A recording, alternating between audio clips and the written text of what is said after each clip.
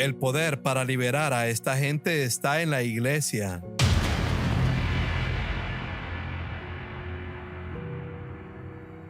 Cuando Pablo escribió en 1 Timoteo capítulo 2, ora por los que están en autoridad, ¿sabes quién estaba en autoridad en Roma? El peor emperador, Nerón. Y el Espíritu Santo inspiró a Pablo a escribir, ora por él. ¿Orar por qué? Para que podamos vivir una vida pacífica en piedad y honestidad como cristianos. Y por eso oramos también en la India. No me importa que la religión esté en la cima. Oramos para que tengamos libertad para predicar el evangelio en este país y proclamar a Cristo hasta que Él vuelva. Y eso es también lo que me interesa de este país. No soy demócrata ni republicano ni nada de eso. Soy un cristiano. El Señor sabe qué es lo mejor para este país y quién debe gobernar. Así que no tengo elección. Honestamente les digo que no tengo elección. Si tuviera elección es porque uso mi mente para pensar en lo que es mejor. No estoy en contra de la gente que piensa en todas esas cosas y vota. No estoy diciendo nada sobre votar. Estoy diciendo que yo creo que mientras oro estoy dando mi voto. Y lo he visto durante 40 años en la India con diferentes personas que llegan al poder. Te daré un ejemplo. Hace muchos años, en la década de los 70, regresaba de un viaje, andaba predicando de la parte más septentrional de la India. Se llama Cachemira. Y venía de regreso y había tomado un vuelo a Delhi y entonces estaba llegando allí desde Bangalore. Y esa noche tuve una visión. Creo que solo he tenido una visión en toda mi vida y eso fue todo. He tenido muchos sueños. Pero en esa visión vi al que era el segundo líder político en nuestro país en ese momento. Había dos partidos que se unieron y lideraban nuestro país en ese momento. Era lo que se llama una alianza política. La alianza política es el pacto entre dos partidos. Ninguno de ellos podía conseguir la mayoría de votos, así que se unieron para conseguir la mayoría. Porque en la India no solo tenemos dos partidos, tenemos muchos partidos en las elecciones y tienes que conseguir más del 50%. A veces dos partidos tienen que unirse para conseguir más del 50% de los escaños en lo que allí llaman partido parlamentario. Y el líder del segundo partido, no el primer ministro, sino el viceprimer ministro, vi su cara y vi la cara de la gente del norte de la India. Y oí la voz que decía a mi corazón: el poder para liberar a esta gente está en la iglesia. Entonces dije, Señor, ¿qué significa esto? Porque estoy viendo la cara de este político y escucho del poder para liberar a esta gente que están en la esclavitud. Así que cuando no sé por qué orar, oro en lenguas. Así que seguí orando en lenguas con este hombre en mente, porque yo no soy un político. No estaba ni a favor ni en contra de él. Así que lo mejor que pude hacer fue orar en lenguas, y eso lo hice durante muchos días. Compartí eso con la gente de nuestra pequeña iglesia local en mi casa. Eran los primeros días de CFC, en la década de los 70. Y creo que fue más o menos al día siguiente que este hombre tuvo un ataque al corazón. Y dije, yo no oré para que él tuviera un ataque al corazón, solo oré en lenguas. Algo está pasando. Pero él no murió ni nada, solo tuvo un ataque al corazón y lo trataron y estaba bien. Aún así seguí orando y unas semanas después, él renunció al partido gobernante. Así que él ya no apoyaba al gobierno, renunció por alguna disputa.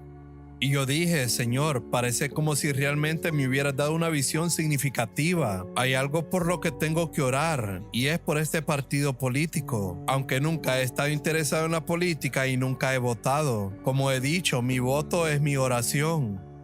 Así que dije, está bien, seguiré orando en lenguas. Y lo hice. Y creo que alrededor de abril o algo así de ese año, 8 meses después, en diciembre de ese año, querían aprobar una ley en el Parlamento de la India para prohibir toda conversión al cristianismo. Y el gobierno iba a someterlo a votación. porque había algunos estados que tenían esa ley. Querían aprobarla en todo el país, pero no pudieron pasar esa votación porque el partido se había dividido en dos en abril. Supongo que otras personas también oraron, pero yo desde luego estuve orando aunque no sabía por lo que oraba. No estaba orando por una división del partido, ni porque sabía que 8 meses después algo grave podía surgir. Pero veo cómo Dios nos prepara. Si estás en contacto con Dios, Él te dará cargas por las que debes orar. ¿Y sabes cuál es el resultado de eso? Desde ese tiempo, a finales de 1970, hasta el día de hoy, en 50 años, nunca ha habido una ley aprobada en la India que prohíba la conversión al cristianismo en todo el país. En algunos estados locales lo han aprobado, pero nunca en todo el país. Así que digo, Señor, gracias por darme una pequeña parte en eso, para que tu palabra pueda seguir adelante en este país. Dinero. Tengan mucho cuidado con el dinero en la labor cristiana. Lo otro que leemos en Apocalipsis 17 es la política. Babilonia es religión con política. Dice aquí que la mujer se sentó en una bestia. Apocalipsis 17, versículo 3, y la bestia es el poder político. Y Babilonia, la mujer, es el cristianismo religioso. Cuando el cristianismo religioso se une con los líderes políticos, tienes a Babilonia. Y tú lo encuentras principalmente en países occidentales. Saben que por lo menos por 23 años he leído que cada persona que quiere ser presidente de Estados Unidos quiere los votos de los cristianos. E incluso predican en las iglesias. ¿Para qué van a predicar en las iglesias? ¿Crees que los van a guiar a vidas piadosas? Oh, no, ellos solo quieren los votos. Esa es la razón por la que no van a un pequeño grupo de 20 personas en una casa, no irían allá. Ellos van a la iglesia más grande disponible porque quieren sus votos. Esa es la ramera sentada sobre la bestia. Y cuando ellos tienen los votos, o sea, cuando él obtiene lo que quiere, Apocalipsis 17:16 dice que estos aborrecerán a la ramera y la harán desolada y desnuda y comerán sus carnes y la quemarán con fuego. Ya terminé con ustedes, ya tengo mis votos, ya soy el presidente, ahora ya no los necesito. Todo está escrito aquí, cristianismo y política. En nuestro país tú ves cómo la gente mezcla cristianismo con religión y política y sacan la carta de la religión para obtener votos. Bien, 1 Timoteo capítulo 2, verso 1. Exhorto pues ante todo que se hagan oraciones, peticiones y acciones de gracias por todos los hombres. En otros pasajes hemos leído que siempre tenemos que dar gracias en todo momento y por todo. Y aquí encontramos otro versículo maravilloso, que no solo debemos dar gracias en todo momento ni por todas las cosas, sino que por todos los hombres. ¿Has leído ese versículo? ¿Has aprendido a dar gracias por todos los hombres? Tu Biblia dice en el verso 1, den acciones de gracias por todos los hombres. ¿Sí? ¿Lo dice? Eso significa que debemos decir, Señor, te agradezco por todos, por los que me hacen daño y por los que me hacen bien, porque tú haces que todo coopere para mi bien. No puedes hacer eso a menos que creas en Romanos 8, verso 28. Y dice que especialmente deben orar por los reyes y por los que están en autoridad. ¿Y sabes quién era el emperador en Roma cuando Pablo escribió esto? Nerón, uno de los peores emperadores, un perseguidor de cristianos que más adelante mandó a decapitar a Pablo. Y aún así Pablo dice, tenemos que orar por ellos. Así que no oramos solo por las autoridades que son piadosas. Incluso si es la persona más impía como Nerón, que persigue a los cristianos y corta la cabeza de los apóstoles, hay que orar por él. ¿Por qué debemos orar? Debemos orar para que Dios detenga las fuerzas de las tinieblas e impida que obstaculicen sus propósitos en la tierra. ¿Qué debemos orar en la India? No esperamos que los creyentes lleguen al poder en el gobierno. No, yo no oro por eso. Dejen que sean los incrédulos. En el tiempo de Pablo no habían creyentes en puestos de autoridad, pero oramos porque tenemos el poder de pedir al Dios Todopoderoso, que es la mayor superpotencia del universo, para influir en los gobiernos de cada nación. He creído en eso por muchos años. En nuestra iglesia siempre hemos orado en tiempos de elecciones para que Dios controle las decisiones que tome el gobierno. Y creemos que Dios hace lo que hace. Ahora, si no tienes fe, por supuesto, no ores. Si no tienes fe en que el Dios Todopoderoso en el cielo puede controlar el gobierno pequeño en un país, entonces, por supuesto, no deberías orar. No sirve de nada orar sin fe. Pero espero que tengamos fe de que pocas personas que viven vidas piadosas y tienen una buena conciencia pueden orar e influir en el gobierno de un país para que se cumplan los propósitos de Dios en esa nación.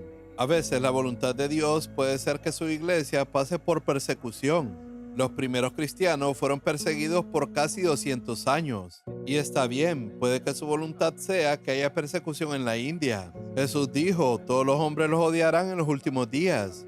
¿Cómo podemos orar en contra de lo que él mismo dijo que ocurriría? También dijo que en los últimos días habría hambrunas, terremotos y guerras. No podemos orar pidiendo que no hayan hambrunas, ni terremotos, ni guerras. Eso sucederá. No podemos orar en contra de lo que Jesús dijo. Solo debemos aceptarlas. Pero sí podemos orar para que las fuerzas de las tinieblas sean detenidas. En 2 de Tesalonicenses 2, versos 6 y 7, leemos acerca de una influencia que detiene en el mundo. Esa es la obra del Espíritu Santo a través de la iglesia.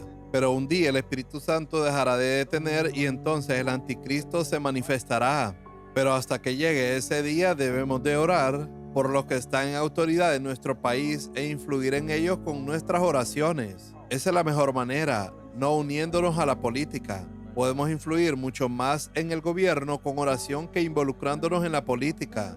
Nuestra oración no es para que no seamos perseguidos, sino según 1 Timoteo 2, versos 2 y 3, para que podamos vivir una vida tranquila con toda piedad y dignidad, porque esto es bueno y agradable. Y si a Dios le place que seamos perseguidos, está bien. Luego, Pablo dice en el verso 4, pues Dios quiere que todos sean salvos y lleguen a conocer la verdad. Es un versículo maravilloso que nos enseña que Dios quiere que cada uno de los 6.000 millones de personas en el mundo sea salvo.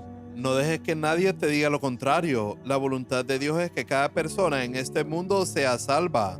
Dios no ha predestinado a nadie para ir al infierno. Este versículo enseña que Dios no solo quiere que todos sean salvos, sino que también lleguen al pleno conocimiento de la verdad acerca de Él.